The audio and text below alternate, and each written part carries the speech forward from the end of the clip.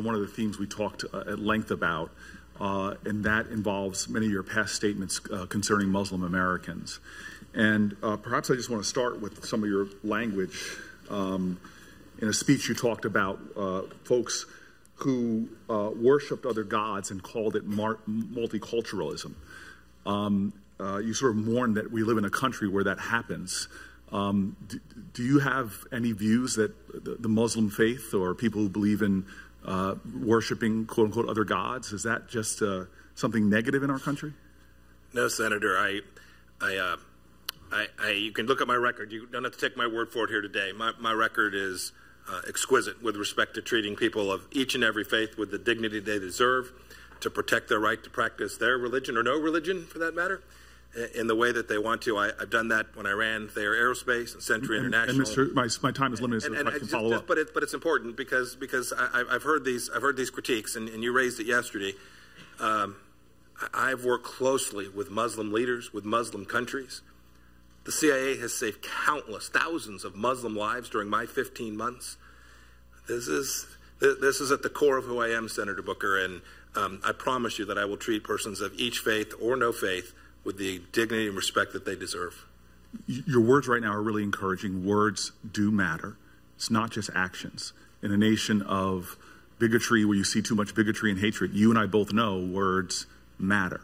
So I do understand your actions that you, and I will stipulate to the actions you just said, but I really want to get to the bottom of people who are going to be reading your past statements and give you a chance to further explain them. And I would like to go back to what we talked about, you and I, about this idea, and I'm quoting you, that a special obligation falls on Muslims in regards to terrorist attacks in our country. And you said something very dramatic, and I know you know this. You said that people who are silent are complicit in those terrorist attacks. Do you think that Muslim Americans in this country who serve in our military, who serve in the State Department, their failure to speak up, are they complicit in terrorist attacks? Senator, each and every human, not just Americans, each and every human being has an obligation to push back against this extremist use of violence from whatever faith. So you don't create a special class of people in this country based upon their religion that have a special obligation, as you said, to condemn terrorist attacks? No, Senator. Having said that, and you know I had a chance to talk about this yesterday. I'm not sure we ended up completely agreeing, but perhaps we did. I also do believe this firmly, that for certain places, for certain forms of violence, there are certain who are better positioned, folks who are more credible, more trustworthy, have a more shared experience. And so when it comes to making sure that we don't have terrorists brewing in places where Muslims congregate, there's a special place, right? They have an opportunity. It's more than a duty, more than a requirement. It's an opportunity, right, to be treated as, when someone from another faith says it can get characterized. So if I can go on, because I have some more questions.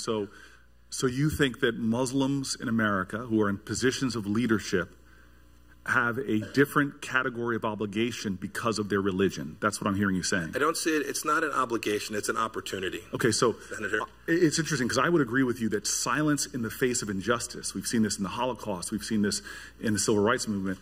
I do agree with you that silence in the face of injustice lends strength to that injustice.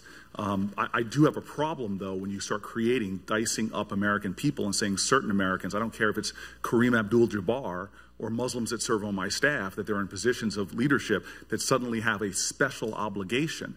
I do believe, though, all of us, when this comes to violent actions or even violent words, have an obligation.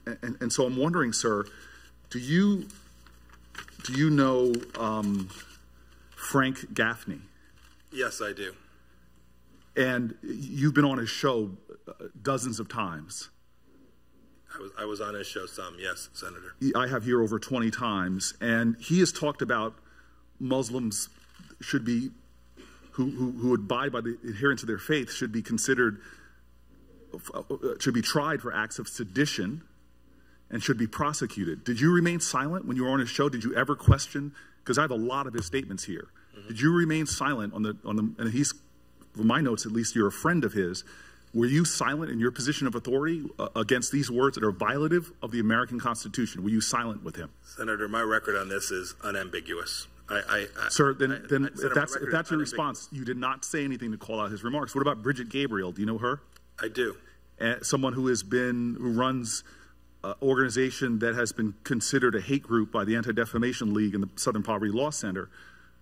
Were you silent? Did you ever call her out on her remarks that are hateful or bigoted? Senator, I've spoken to a number of groups, and I believe my record with respect to tolerance and the equal treatment of people. Yes or no? Did you ever call her out? Senator, I couldn't tell you. I don't recall each statement I've made over 54 years. Okay. Well, I believe the special obligation that you talk about for Americans to condemn things that are attacking our Constitution, our ideals, would obligate you in your own definition to speak out. When it comes to Senator, if I might, I have called out. We had a terrible fellow in Kansas named Fred Phelps. Sir, I have a minute left. I called him out. I have a minute left because I do want to give you a chance to speak about your comments on gay and lesbians. You said in a speech that mourning an America that endorses perversion and calls it an alternative lifestyle, those are your words. Is being gay a perversion? Senator, when I was a politician, I had a very clear view on whether it was appropriate for two same-sex persons to marry. I stand by that. So you do not believe it's appropriate for two gay people to marry? Senator, I continue to hold that view. It's the same view. And so people in the State Department, I met some in Africa that are married under your leadership. You do not believe that that should be allowed? Senator, I believe it's the case. We have married gay couples at the CIA. You should know. I treated them with the exact same set of rights. Do you believe that gay sex is a perversion? Yes or no? Senator, yes or no, sir? Do you believe that gay sex is a perversion? Because that's what you said here in one of your speeches. Yes or no? Do you believe gay sex is a perversion? Senator, I'm going to give you the same answer I just gave you previously. My respect for every individual, regardless of their sexual orientation, is the same. So I will conclude by saying, if I'm confirmed, I will conclude by saying, sir, you're going to be Secretary of State of the United States at a time that we have an increase in hate speech and hate actions against Jewish Americans, Muslim Americans, Indian Americans.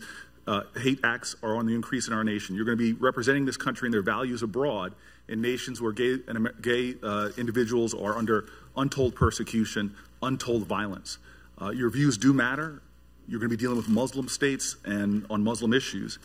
And I do not necessarily concur that you are put forward the values of our nation when you believe that there are people in our country that are perverse, and where you think that you create different categories of Americans and their obligations when it comes to condemning of violence. So I'll have another round, but thank you.